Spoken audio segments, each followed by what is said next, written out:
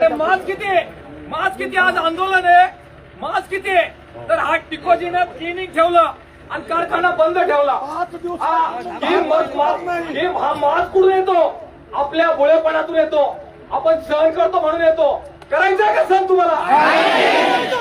हे पावसाच्या जीवावर जे आतमध्ये बसून शेतकऱ्याची लूट करताय, मेल्या आईचं दूध फिरवलंय. वाईट करायची पोलीस समोर आले आपण समजू शकतो, पण हे कोण टिकोजी काळ्या कपड्यावाले इथे ठेवलेत? आपल्याला बरोबर तिकडते येते का नाही? येते का नाही? येते का नाही?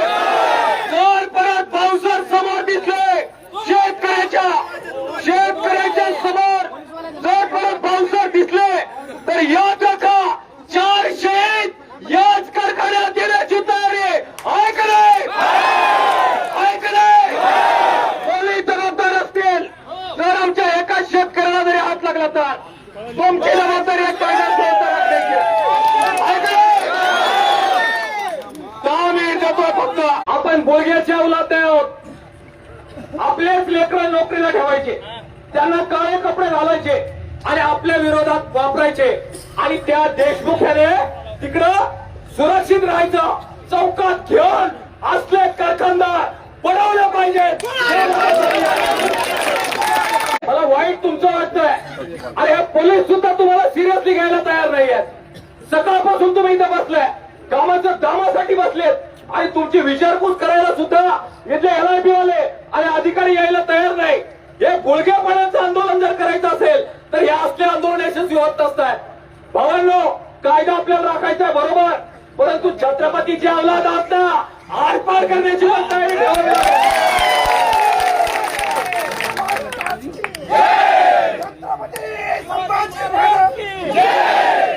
चर्चा सुद्धा जर त्यांना करायची नसेल तर ते सहन करता येणार नाहीये आणि म्हणून 10 मिनिट आपण देतोय.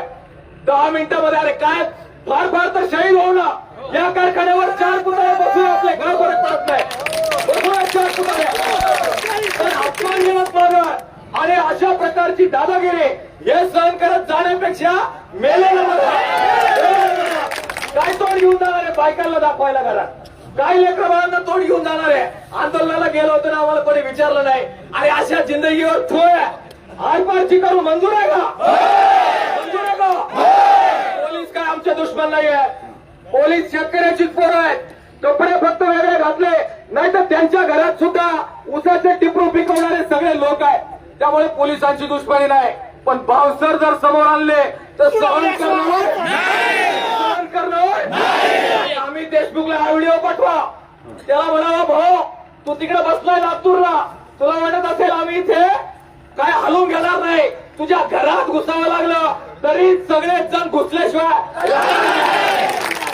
आणि अजित तवलेचा शब्द आहे, तू जिथं अशी घरात घुसल सोडणार नाही. मंजूर आहे का तुम्हाला? मंजूर आहे का? भावांनो, 10 मिनिटाची वाट देतो आपण. पोलीस आमचे दुश्मन नाही, पण हलक्यात घेऊ नका. गुळघ्याची औलाद इथं आलेली नाहीये. शहीद होण्याची तयारी आहे आणि लाठी, तुरुंग, काठ्या हे सगळं भोगायची तयारी आहे. शेवटी तुम्ही पण शेतकऱ्याच्याच पोटी जन्म घेतलेला आहे. शेतकरी बापासाठी आलोय आम्ही. त्यामुळे इतकंही दुर्लक्ष करणं हे संतापजनक आहे, लक्षात घ्या. बरोबर आहे का? चोरांना तुम्ही हलक्यात घेता ना, म्हणून त्यांचं वाचतंय.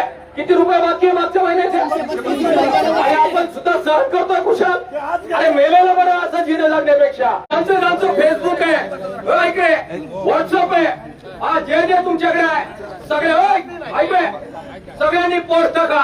आम्ही देशमुखनी शेतकऱ्याच्या पोरावर बाउन्सर सोडले. सगळ्या महाराष्ट्रभर जाऊ द्या, सगळ्या महाराष्ट्रभर जाऊ द्या.